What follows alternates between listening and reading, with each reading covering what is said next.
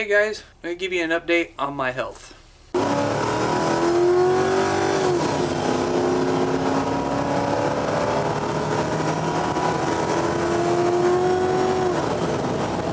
How's it going, guys? Corey the Random Guy here with you today. I want to explain a few things when it comes to my health. This will explain why I've been kind of quiet on YouTube and why I've been quiet on Zello if you guys are in the Zello chats where I'm at. This will kind of give you the reason why. It might even kind of explain why I was a little bit different in the last two videos that I did, because I noticed it. Alright, that's not kosher. Before we begin into the whole spiel, I want to throw a disclaimer out there. I am not a medical professional, nor do I claim to be a medical professional. I'm giving you guys what was wrong with me and my experiences. This is my story, and this is the first week. Okay, I'm going to try to do little video series of every week of how everything is when it comes to this diagnosis. Everything I have to say, take it with a grain of salt, do your own research, go to your own doctors and get your own medical professional help. Don't take it from me, just going to give you my symptoms, what I am going through, and my story when it comes to this. Let's get into this. Symptoms. About 2-3 weeks ago, I started feeling like I was having the crud, okay?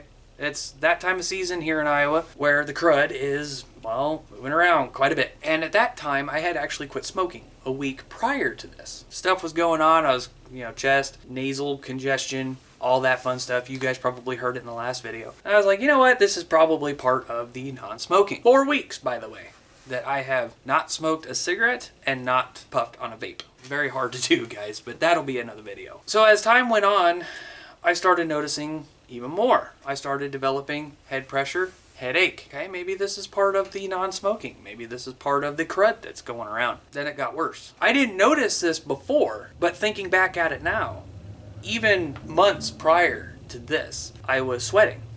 Just up here and underneath my armpits when I would just simply walk. That's it. I would just simply walk and I would start sweating. Just in those two areas. It was really weird. So I was like, okay, maybe it's just because I'm out of shape. Didn't think anything of it. Well, then it got to the point to where I would lay down. Half of my body, literally half of my body, would go numb when I go lay down. At this point, my anxiety starts going up and I started feeling very brain fog. It's like, what is going on? Everything was moving so slow. My ears started ringing, the pressure in my ears started going, and I was really starting to panic there. I thought I had a brain tumor. I'm going to be honest, guys. I thought I had a brain tumor. I was like, dude, what is going on? I mean, there's something wrong, something seriously wrong. Then it got to the point to where I was feeling like I was dying. That's really hard to explain because it's a different feeling and whatnot, but it literally felt like I was dying, guys. I was like, dude, this is not cool, man. I've got so much to live for, and I don't understand what's going on. I mean, is something seriously wrong? What's up, It was to the point where my head pressure was so bad, my ears were ringing really bad. I said, screw this. I went to the doctor. I went to my doctor's office and I started explaining symptoms to him. He asked me, he goes, have you been tired? I said, yeah, I've been tired for a long time now. Like, it doesn't matter how much sleep I get. And at that point, I was having problems sleeping anyway. It doesn't matter if I get enough sleep or if I don't. I'm always tired. And I told him, I said, I am tired of being tired. Just tired of it. But now I got all this other crap going on. So he looks at my ears. Well, there's fluid built up behind my eardrums. He's like, your ears hurt? I said, no, but they're ringing like an SOB. I got head pressure out the freaking wazoo. That's when my wife stepped in and said there's other things that had happened too. She said that she had noticed that I was becoming unresponsive. And what I mean by that is she would ask me a question and it would literally take me like 2 minutes to respond to her because I was so out of it.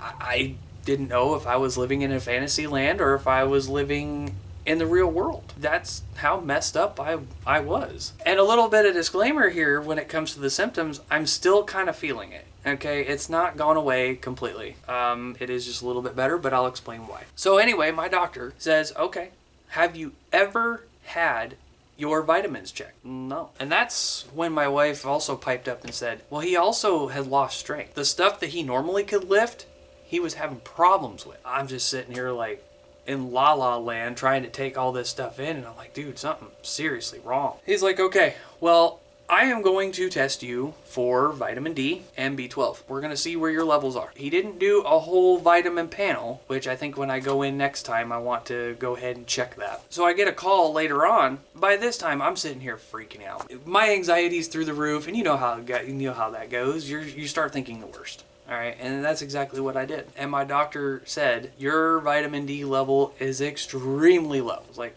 oh, how extremely low are we talking? It goes, you are supposed to be anywhere from 30 to 100. It's Ng/ml. I don't know what that means, but I'm just going to give you just the numbers. Okay, so I'm supposed to be at 30 to 100. I was down to 17. And here I thought, vitamin D is just for like your bones and stuff like that. And it turns out it does a lot more than that. Your moods, it does all kinds of other stuff. I didn't realize that vitamin D would actually do all of this to my body. And I asked him that. I said, does vitamin D have all this effect that I've been feeling? And he goes, absolutely. What about my B12? He says, your B12 is supposed to be anywhere from 180 to 900. Okay, where was mine? 137. So it wasn't terribly low, but it was low. I was like, all right, so what's the plan?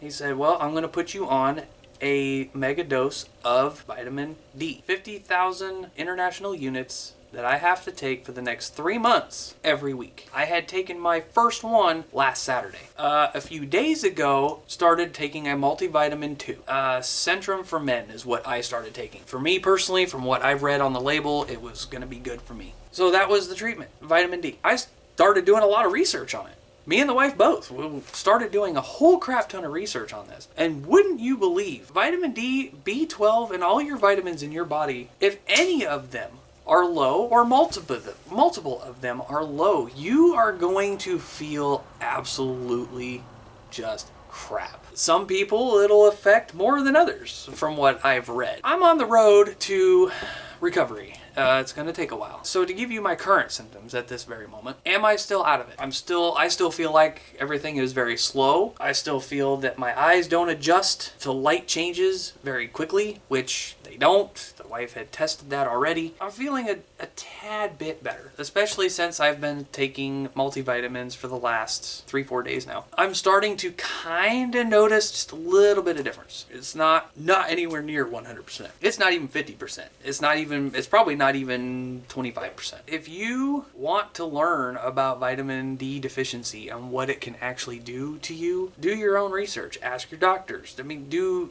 this and that.